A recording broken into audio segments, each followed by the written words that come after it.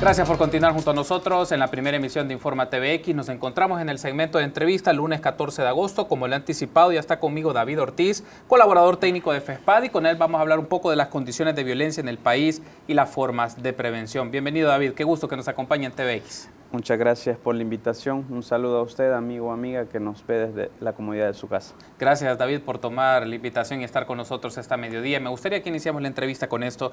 La semana pasada se ha desarrollado la audiencia del denominado caso Tregua, que se encuentra en la fase final a la expectativa de la resolución del juez el próximo 29 de agosto. Y me gustaría conocer, David, cuál es la posición que tiene FESPAD en este momento del desarrollo del proceso judicial en este caso. Excelente.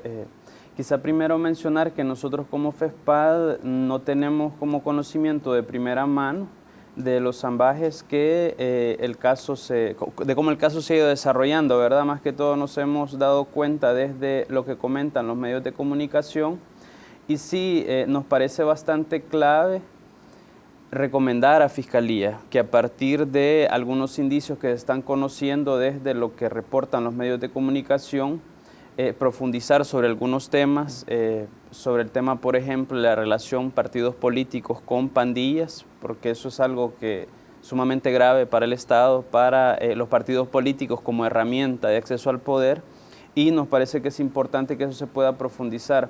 Hay otro elemento también importante, y es que se ha hablado bastante que dentro del proceso no están todas las personas que deberían de estar, y también se ha vertido ampliamente que estamos hablando de un proceso que se desarrolló desde el Ejecutivo, desde el Gobierno. En ese sentido nos parece importante que se pueda profundizar desde los autores intelectuales, quienes lo han desarrollado, y si dentro de todo este proceso se cometieron ABC ilícitos, pues que la Fiscalía pueda proceder. Hemos conocido en los diferentes medios de comunicación, David, que el asunto es aquí. El gobierno dispuso de mediadores para comunicarse con líderes de pandillas y así buscar entendimiento, buscar acuerdos con gestores gubernamentales. Pero eso implicó, según la Fiscalía General de la República, el cometimiento de delitos. Para ampliar un poco la idea que me gustaría que nos desarrollara, quiero apoyarme de un clip de la entrevista que tuvimos hace unos días con Osvaldo Fessier, abogado penalista, que nos dio su punto de vista del proceso judicial. Y me gustaría tener su perspectiva en función de las ideas que nos brinda Osvaldo. Veamos. Es que la Fiscalía no está procesando la tregua en sí. Aunque el caso le dice en caso tregua, la tregua no está en cuestión. Lo que está en cuestión es que dentro de este proceso de tregua o pacificación se cometieron en específico 5 hechos ilícitos. Falsedades documentales. En algún momento se alteraron documentos. Se introdujeron objetos en centros penales, principalmente en el tema de los teléfonos. Se cometieron actos arbitrarios por la misma necesidad de hacer aparecer que no participaron ellos. Entonces se tuvieron que utilizar figuras legales que a lo mejor no daban cobertura para ese tipo de actuación. En fin, son estos hechos ilícitos que se terminaron desarrollando principalmente por el margen de oscuridad con la que se desarrolló la actividad de pacificación, dice el presidente Funes, tregua, le dice la Fiscalía, o los medios, es lo mismo. Ahí teníamos entonces las declaraciones de Osvaldo Fessier. Es interesante ver lo que menciona Osvaldo. Una actividad oscura, una actividad bajo la penumbra, en los tomadores de decisiones. Usted mencionaba en su primera intervención, básicamente no se están involucrando o están en otra categoría las personas que fueron las cabezas, si lo decimos, autores intelectuales de este proceso. Me gustaría tener su postura en función de las reacciones de él. Y menciona un proceso de pacificación, pero que se dieron actos ilícitos. Probablemente la discusión del proceso como tal no sea tan discutible, más bien el aspecto sea que se cometieron delitos. Un poco lo que nos explicaba el abogado tiene que ver con lo que yo le mencionaba en mi primera participación, y es de poner en evidencia los ilícitos que se cometieron dentro del desarrollo de esta iniciativa que fue implementada en la forma como ya se ha documentado ampliamente. Pero en este punto también es importante el tema de la transparencia. Debo decir que como FESPAD nosotros fuimos de los primeros en reaccionar cuando se conoce el tema de tregua. Y nosotros conocemos que desde los territorios hay desarrollo de procesos de diálogo en muchas vías, desde la alcaldía con liderazgos, desde la alcaldía con jóvenes, desde la alcaldía con pandillas, desde la empresa privada. De hecho tenemos un caso de un alcalde que está siendo juzgado por eso. La empresa privada, cuando ingresa a dejar su producto, hay un diálogo, hay un pago de una renta. Los centros escolares, los directores tienen un diálogo, es decir, el Estado cotidianamente dialoga para poder ejecutar todas las actividades que realiza en los territorios. Ahora, ¿de qué se trata este tema? En un primer momento que no hubo claridad sobre qué se hacía o para qué se hacía. Y a partir de esa oscuridad en la que se manejó, fue que se llevó al punto que ahora estamos conociendo, que se está discutiendo a nivel de tribunales de lo penal. Nosotros propusimos, necesitamos un diálogo amplio, en donde se incluyan iglesias, en donde se incluyan empresas privadas, en donde se incluya ONGs, el Estado, etcétera, etcétera, pero lastimosamente el proceso nunca pasó del núcleo administrador y no se permitió que otros agentes pudieran entrar. ¿Qué significa esto? Que no se le dio la oportunidad a un proceso de echar raíces, de fundamentarse dentro de la legalidad y al final vaciarse en los territorios con oportunidades para las juventudes, oportunidades para la niñez y la verificación de derechos como nosotros lo planteamos, ¿verdad? Quiero aprovechar, David, para apoyarme de otro clip de la entrevista, siempre con Osvaldo Fessier, pero ahora nos brinda una postura un poco más amplia en el marco de las políticas de seguridad, pero desde su posicionamiento, no solamente desde el ámbito jurídico. Veamos. Muchos televidentes no van a estar de acuerdo.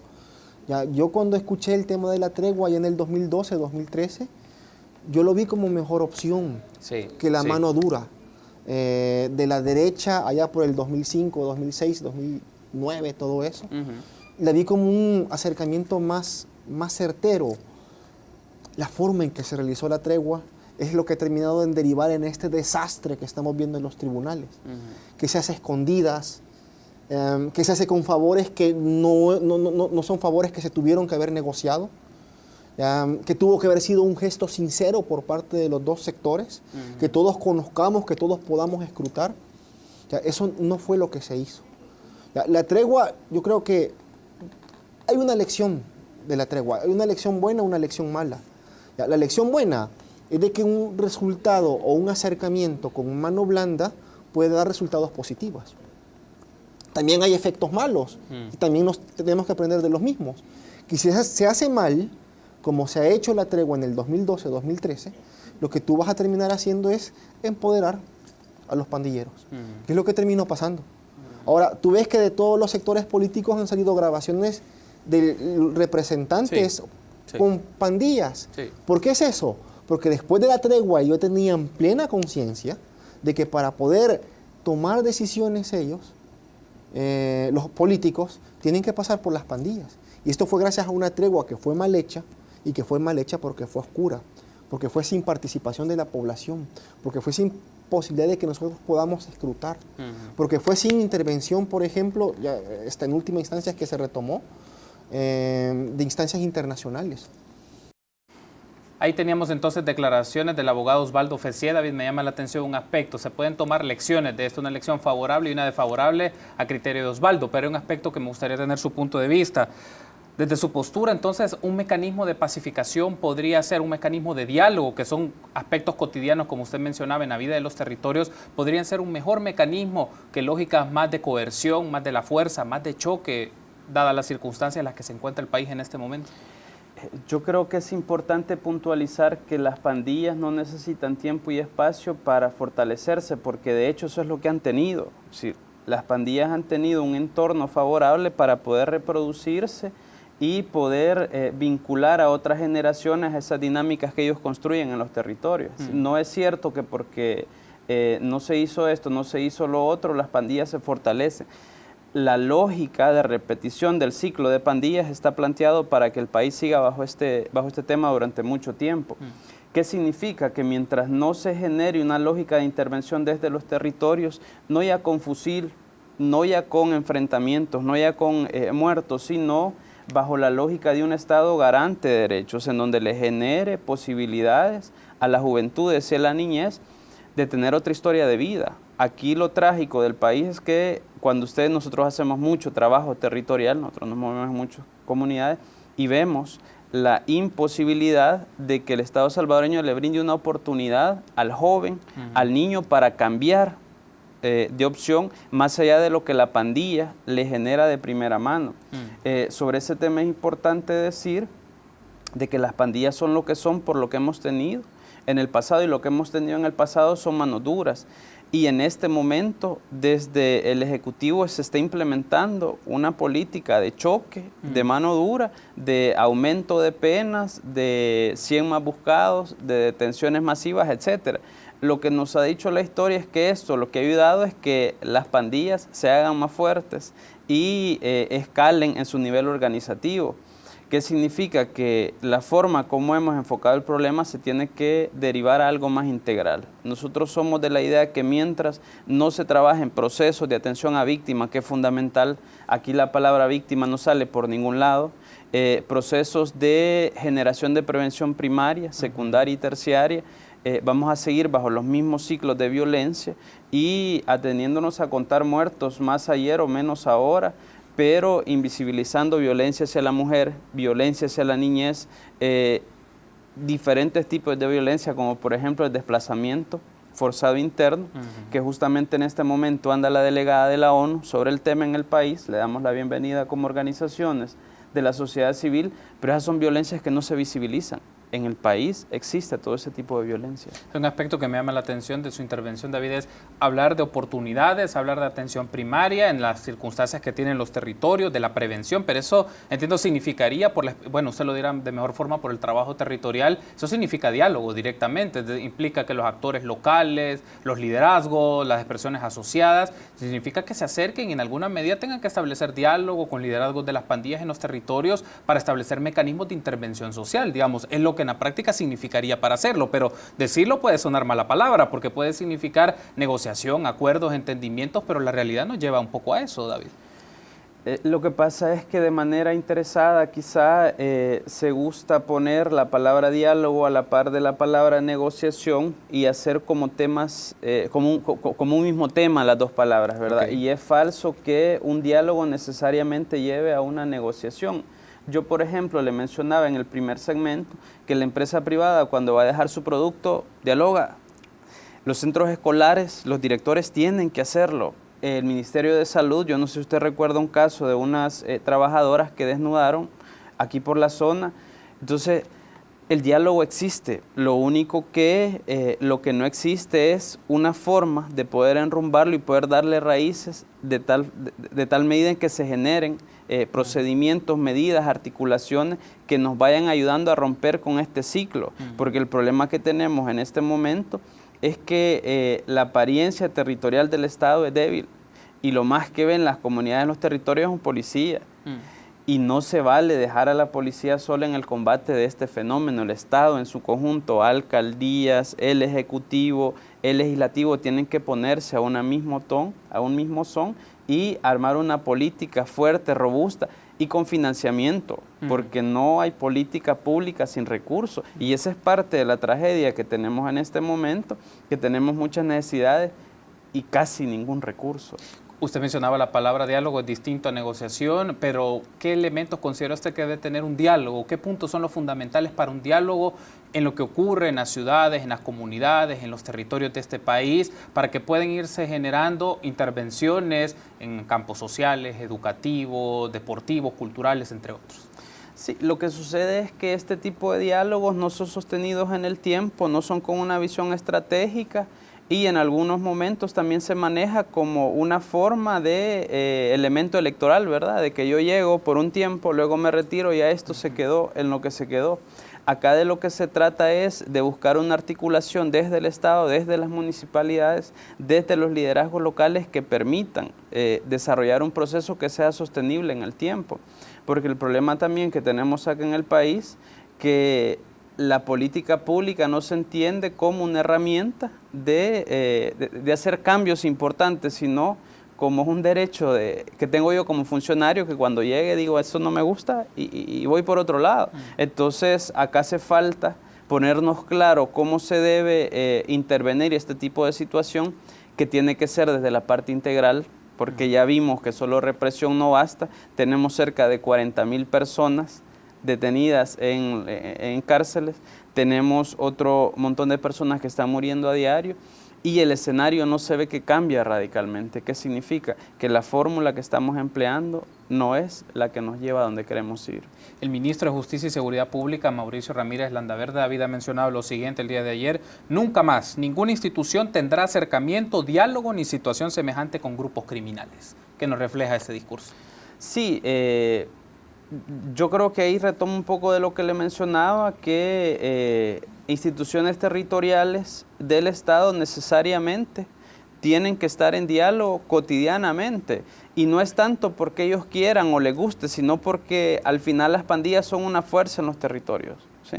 Y si usted, por ejemplo, quiere desarrollar una campaña de fumigación, tiene que entrar al territorio a hacerlo. El trabajo de alfabetización de escuelas tiene que hacerlo en los territorios.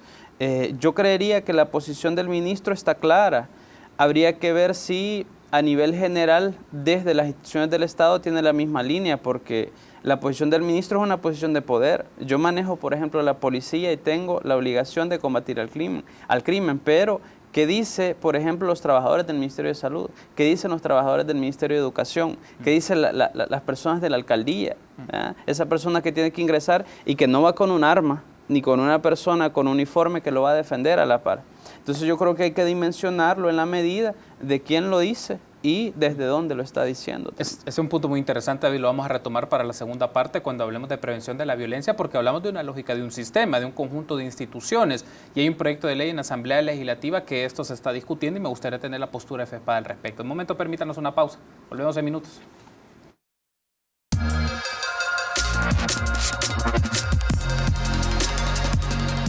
Continuamos en el segmento de entrevista de la primera emisión de Informa TVX. Platicamos con David Ortiz, colaborador técnico de FESPAD. Hablamos de las condiciones de violencia en el país y mecanismos de prevención. Retomando un poco lo que traíamos en el bloque anterior, David, hablamos un poco del proceso de la tregua y su lectura más allá de lo judicial, lo que implica en la práctica, las situaciones que se dan a nivel social, a nivel territorial en nuestro país. Y hay otra postura también. Si por una parte ha dicho el ministro de Seguridad y de Justicia que no existirán mecanismos de acercamiento ni diálogo con grupos criminales, también le refuerza el director de la policía cuando señalan que las pandillas utilizan violencia y homicidios para generar presión hacia el gobierno y buscar mecanismos de acercamiento y negociar para incidir en las decisiones del Estado.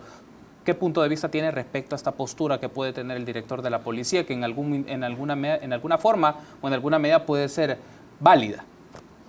Sí, una de las situaciones que nos pasa como sociedad es que a nivel de memoria nos quedamos como bastante cortos. Por ejemplo, antes había algo que se llamaba Consejo Nacional de Seguridad, un poco así era el nombre.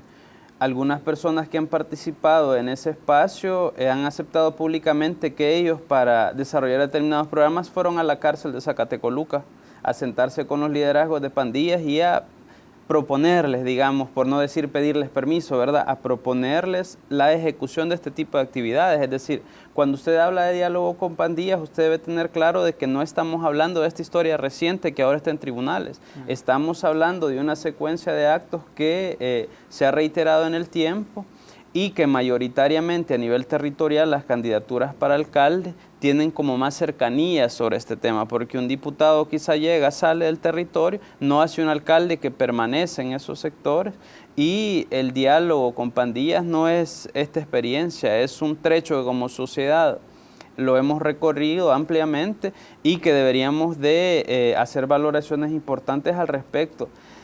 Eso de parte del Estado, de parte, por ejemplo, de la gente que vive en las comunidades con pandillas, lo hace todos los días. Es decir, es parte del juego de la vida y la muerte que interactúa en esos espacios. Lastimosamente, esa es la realidad del país. Más allá de las lecturas que se quieran hacer desde las buenas intenciones o de las proyecciones de trabajo, pero en el país en este momento hay un poder importante en los territorios que tiene que ver con la vida y la muerte de los salvadoreños. Las condiciones en este momento no están dadas, David, para buscar expresiones de diálogo. Lo planteo de esta manera, que es muy discutible. Por ejemplo, la Policía Nacional Civil menciona que en los últimos 3 días se registraron 68 homicidios. Según el director de la Policía Nacional Civil, 70% de esos homicidios habían sido de pandilleros. Para este mes, lo que va del mes de agosto, se registran 164 homicidios. El registro del año 2017 se menciona que se han asesinado 15 policías y 5 soldados. No parecen las mejores condiciones tal vez para discutir estrategias o formas de intervención distintas al uso de la fuerza, la coacción, que parece ser el mecanismo que va a tomar más fuerza, no solo en el discurso, también en las actividades policiales. ¿Cómo valora usted esta situación también que afecta a la Policía Nacional Civil? Sí, yo no sé si usted recuerda que para la campaña electoral salía un candidato que casi lloraba frente a la pantalla y decía, yo sé cómo voy a terminar con el problema de las pandillas y usted también sabe y tal. Sí, yo no sé si usted lo recuerda, pero eso se daba en la medida en que por otro lado habían como personeros, según lo que se ha visto en los videos, según lo que ha trascendido en el proceso, que estaba negociando, comprando y vendiendo votos según las versiones, ¿verdad? Y esto es sumamente delicado porque estamos hablando de las fuerzas mayoritarias del país, quienes toman decisiones importantes hacia dónde nos vamos a mover. Entonces yo creo que la Fiscalía tiene un reto sumamente importante en este escenario de poder llevarlo a una investigación y tratar de determinar si esto se hizo o no de esa forma. Con el tema de los diálogos, yo creería que como sociedad hemos quedado traumados más que todo por la forma errada, y ahí coincido con lo que decía el abogado, por la forma errática, cómo se ha manejado este proceso. Nosotros, por ejemplo, saludamos el proceso que se da en Colombia después de 50 años de conflictos en donde se llega a un acuerdo de paz. Creemos que parte de la problemática que existe en el país tiene que ver con los altos porcentajes de exclusión que tenemos. Aquí tenemos un montón de ninis, un montón de jóvenes que no estudian ni trabajan, y usted se pregunta qué harán estos jóvenes, ¿verdad? En territorios donde no hay oportunidades de nada. Tenemos una vergonzante extrema riqueza, una concentración de riqueza considerable. Tenemos una vergonzante extrema pobreza también. Hay personas que tienen que vivir con $1 o menos de $1 diario. Y todos esos elementos estructurales de los que no se habla tienen que abordarse para ir rompiendo con este ciclo de violencias, que no son solo homicidios. Aquí hay un montón de violencias que no se visibilizan. Pero en alguna forma a la policía le genera presión el hecho de que efectivos policiales y de las Fuerzas Armadas han muerto, según repetía los datos, 15 policías asesinados y 5 soldados, y también que hay periodos en el año donde puede aumentar los homicidios, particularmente este último fin de semana mencionaba 68 homicidios. Eso se puede entender también como una presión para el cuerpo policial para reaccionar y dar respuestas inmediatas, o que los medios de comunicación también puedan ponerle presión a las autoridades por estos mecanismos. También en este juego creo que es importante tener en cuenta estos elementos de cerrarse únicamente a la expresión de homicidios. Evidentemente es la expresión máxima de letalidad que puede ocurrir en la vida, pero hay otras manifestaciones de violencia que parece ser que quedan escondidas o que no necesariamente se vuelve prioridad la intervención más allá de los homicidios y de una respuesta con la fuerza para que la gente pueda creer que la policía es efectiva. Sí, como país no podemos dejar sola a la policía, y no dejar sola a la policía significa darle condiciones de trabajo dignas, darle unas condiciones salariales dignas, asegurarles elementos de seguridad que eviten de que policías sigan siendo asesinados. Significa hacer una depuración del cuerpo policial. Yo, por ejemplo, antes de venir a esta entrevista, veía que un sargento de la policía había sido detenido por cohecho en Aguachapán. Es decir, necesitamos apoyar a la policía desde todos estos puntos, porque no se vale que sea solo la policía en donde se quiera sustentar un trabajo que debe hacerse desde el Estado, desde la integralidad de instituciones que tienen que trabajar en el tema, y ahí nos incluimos organizaciones, ahí deben incluirse iglesias y ahí deben incluirse también otras expresiones organizativas. Desde hace un par de meses, David, en la Asamblea Legislativa ha llegado un proyecto de ley de prevención o de la creación de un Sistema Nacional de Prevención de Violencia. ¿Cuál es la postura de FESPAD ante esta propuesta de ley? Sí, yo creería que desde los estamentos políticos no hay mucho interés en tratar de abordar estos temas, porque de hecho a nivel electoral vende más decir que usted va a pedir pena de muerte o que va a poner 1000 años de cárcel y tal. Entonces eso quizás genera más votos para determinados políticos que les gusta trabajar de esa forma, que tratar de abordar el tema desde la academia, desde la ciencia, desde las experiencias que se pueden retomar para cambiar la realidad. Y yo sí entiendo que se ha presentado, yo lo he revisado. Básicamente lo que plantea la iniciativa es una articulación desde instituciones que ya existen, que en teoría también ya trabajan, pero que a nivel de recursos, a nivel de coordinación hay una limitación importante. las observaciones que nosotros le podemos hacer a ese proyecto es que a nivel presupuestario no sale de lo que ya cada institución que va a participar en esa coordinación tiene asignado. Entonces es más que todo un espacio para articular y no tanto para buscar robustecer las intervenciones dentro del tema prevención. Esa es una propuesta de ley. Nosotros como FESPAD, a la par de otras organizaciones sociales, hemos presentado a la Comisión de Seguridad una ley especial sobre prevención de la violencia que aborda los 3 niveles de la violencia, desde el primario, desde el secundario y el terciario, porque, por ejemplo, usted tiene el escenario, por darle un ejemplo, de una persona que sale de una cárcel. Nosotros trabajamos bastante con el CIS, que está en Ilopango, el Centro de Inserción Social Femenino, que ahí hay mujeres menores de edad. Entonces ellas salen, pero cuando salen van a los mismos entornos en donde son forzadas, son combinadas a cometer ilícitos. No hay una oportunidad de vida en donde ellas puedan romper con esa dinámica y salir. Entonces nosotros nos encontramos con esos escenarios y no nos vayamos tan lejos. Acá no hay empleo ni para las personas que no andan cometiendo ilícitos. Es decir, acá oportunidades en el país de manera general no se tiene. Y esto tiene que ver con lo educativo, con el desarrollo de habilidades para la vida, con inserción, entre otras cosas, ¿verdad? Entonces, nos parece que como Estado en esa área sí estamos sumamente deficientes y mientras no logremos crear opciones reales para las juventudes y para toda la sociedad, lastimosamente esos círculos se van a repetir. La propuesta de ley habla de crear un sistema, un conjunto de instituciones, como usted bien ha mencionado, que deben de articularse para desarrollar medidas, proyectos, políticas públicas de carácter más amplio.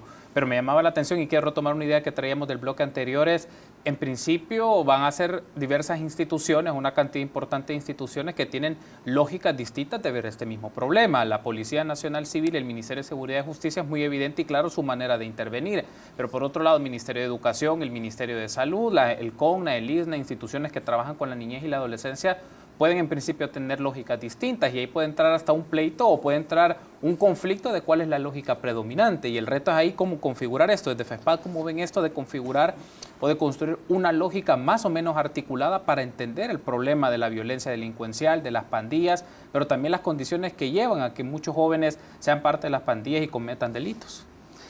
Excelente pregunta.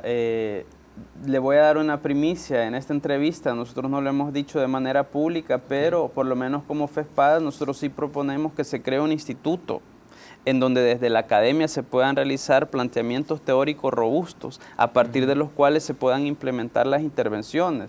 Es decir, que no es tanto qué es lo que yo pienso como funcionario de A o B cartera, sino que dice la academia a partir de experiencias que se han ejecutado y que realmente tienen la viabilidad de tener éxito. Yo creo que eso es fundamental porque sabemos que existe alguna práctica de retomar instituciones como mis patrimonios y de actuar dependiendo de lo que yo pienso, pero con la posibilidad de tomar la academia como herramienta que pueda guiar este tipo de intervenciones, considero que eso se puede ir superando en el camino. Claramente esto debe ser un proceso porque aquí no estamos acostumbrados a articular, aquí nos parece que lo que nosotros hacemos es lo mejor y punto, ¿verdad? Pero sí yo creo que debemos dar un paso hacia adelante para tratar de coordinar. Incluso existen escenarios en donde se duplican esfuerzos, que hay 2 organizaciones invirtiendo bajo la misma lógica. Quiero aprovechar, David, y nos vamos a apoyar de un clip de la entrevista que tuvimos con el diputado Misael Mejía del grupo parlamentario del FMLN, que nos habló un poco de este proyecto de ley, pero particularmente el clip va dirigido un poco en la idea de experiencias que existen en el país sobre mecanismos de prevención de la violencia desde la perspectiva organizada. Veamos. El país tiene como experiencias exitosas en materia de combate a la violencia, digamos, no de control y represión del delito, no la criminalidad per se, sino los esfuerzos de manera integral. Son importantes distinguirlos. El país tiene toda una franja en la zona norte del país, en algunos momentos muy cortos, por cierto, se ha complicado la situación, pero los niveles de violencia, de delincuencia en las zonas mejor organizadas del territorio nacional hablan muy bien de reducción permanente del cometimiento de delitos. Obedece eso a que las comunidades tienen muy buena organización y que en buena parte de esos territorios los niveles de participación de los gobiernos locales en relación a mantener el tejido social comunitario funcionan de manera adecuada. Ahí mencionaba el diputado Misael Mejía un aspecto. En una franja en la zona norte del país hay una expresión interesante de disminución de la violencia o mecanismos de prevención de la violencia generadas de la organización. El punto es este, David, la organización que ha sido generada por expresiones ciudadanas. En los territorios la gente le ha demandado a organizarse. No necesariamente implica que el gobierno o que las expresiones del Estado han propiciado esta organización, porque lo hemos mencionado y lo hemos platicado, que hay otros lugares que son huérfanos de la intervención estatal. Es decir, que el Estado no llega ni en salud, ni en educación, ni en infraestructura, ni en nada. Entonces, aquí nos lleva un punto interesante si la organización se deriva de las mismas demandas y las mismas expresiones y necesidades de la gente en las comunidades. Mire, desde la antigua Grecia, por ejemplo, ya Aristóteles decía que el ser humano era un ente que debía desarrollarse en grupo, ¿verdad?, en comunidad. El hecho de que el ser humano busque otras personas que tengan ideas afines es bastante natural, puede ser en lo religioso, puede ser en lo educativo, puede ser en lo musical, de mejoramiento comunitario, etcétera, ¿verdad? Pero, ¿qué es lo trascendente de este tipo de expresiones? Que el Estado pueda vincularse con estas formas de organización comunitaria para tratar de implementar acciones de beneficio en los territorios y que esto pueda reforzar el tejido social y reproduzca el capital social que necesitamos. ¿Qué es lo que sucede? Que en este momento la expresión organizativa por el tema violencia es bastante limitada porque hay personas que prefieren encerrarse y dicen, no, yo estando en mi casa no me pasa nada, pero al final en algún momento de la vida va a tener que salir y ver lo que realmente pasa fuera de su casa.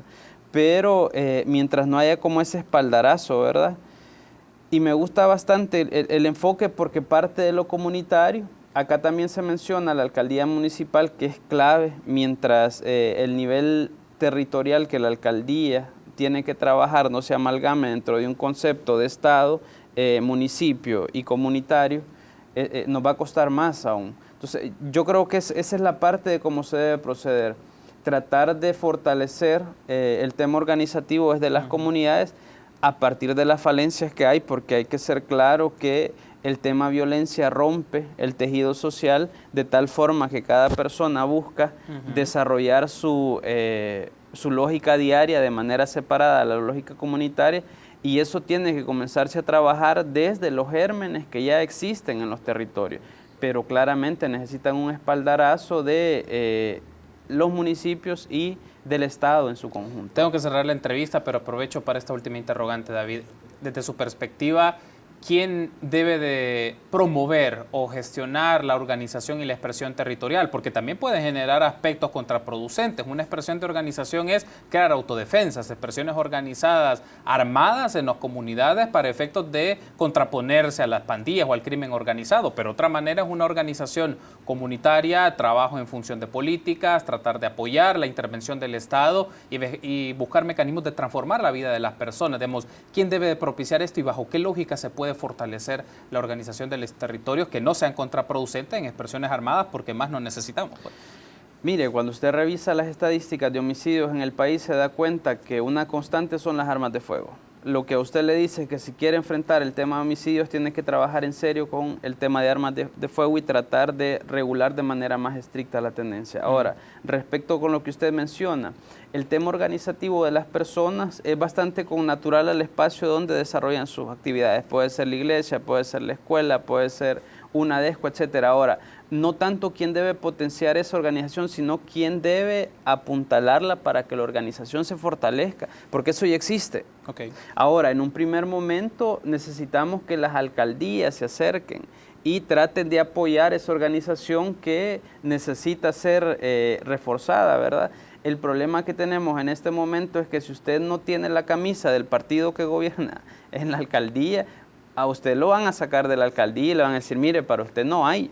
Entonces, esa lógica de que si usted no es del color de la camisa que yo uso, no le voy a ayudar, tenemos que comenzar también a romperla y entender que las autoridades son autoridades para todos, para quienes les gusta mi partido y para quienes no. Y luego tenemos que ir al Estado. que la actuación del Estado también es fundamental para apoyar lo local, que tiene que ver con el trabajo de la alcaldía, y para apoyar lo comunitario, que tiene que ver con la expresión organizativa de la gente. Perfecto, David. Gracias por habernos acompañado esta mediodía y nos vamos a volver a encontrar para seguir analizando estos temas de prevención de la violencia a nivel territorial. Gracias, David. Gracias por la invitación. Estuvo con nosotros David Ortiz, colaborador técnico de FESPAD, y hablamos un poco de las condiciones de violencia en el país y formas de prevención. Permítanos una pausa. Volvemos en minutos.